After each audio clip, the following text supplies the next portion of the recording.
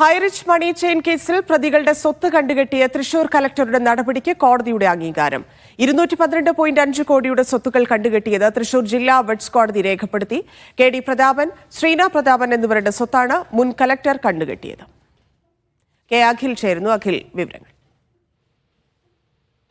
കേരളത്തിലെ തന്നെ സമാനത വളരെ വലിയ ഒരു ഓൺലൈൻ തട്ടിപ്പായിരുന്നു ഈ ഹൈറിച്ച് തട്ടിപ്പ് എന്ന് പറയുന്നത്. മണി ചെയിൻ മോഡലിൽ പല ആളുകളിൽ നിന്ന് 1600-ലധികം പേരിൽ നിന്നുമായി 10,000 രൂപ വീതം കൈപ്പറ്റി നടത്തിയ തട്ടിപ്പ് എന്നുള്ളതാണ് ഹൈറിച്ചിനെ സംബന്ധിച്ചോളം. ഇവരുടെ OTT പ്ലാറ്റ്ഫോമിന്റെ, അതായത് ഇതിൽ സിനിമകളുടെ വ്യൂവർഷിപ്പ് അടക്കം ഇരട്ടിപ്പിച്ച് കാണിച്ചു എന്ന് തുടങ്ങിയ വിപരീതമായ കേസുകളുണ്ട്.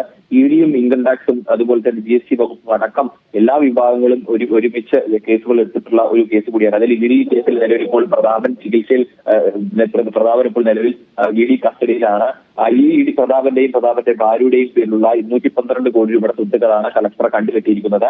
1100 കോടി രൂപയുടെ തട്ടിപ്പ് ഈ സംഭവത്തിൽ നടന്നിരുന്നു. വളരെ ചുരുങ്ങിയ കാലത്തിനുള്ളിൽ തന്നെ വലിയ രീതിയിൽ വളർച്ച കൈവരിച്ചിരുന്നതെല്ലാം ഇടപെടാൻ. പിന്നീടാണ് ഇതിന് പിന്നിലുള്ള വലിയ തോതിലുള്ള ക്രിപ്റ്റോ കറൻസിയുടെ അടക്കം സാമ്പത്തിക തട്ടിപ്പുകൾ, മണി ചെയിൻ മോഡൽ സാമ്പത്തിക തട്ടിപ്പുകൾ പുറത്തു വരുന്നത്. അതിൽ കേസിൽ EDയുടെ അന്വേഷണം ഇപ്പോൾ നടന്നുകൊണ്ടിരിക്കുകയാണ്.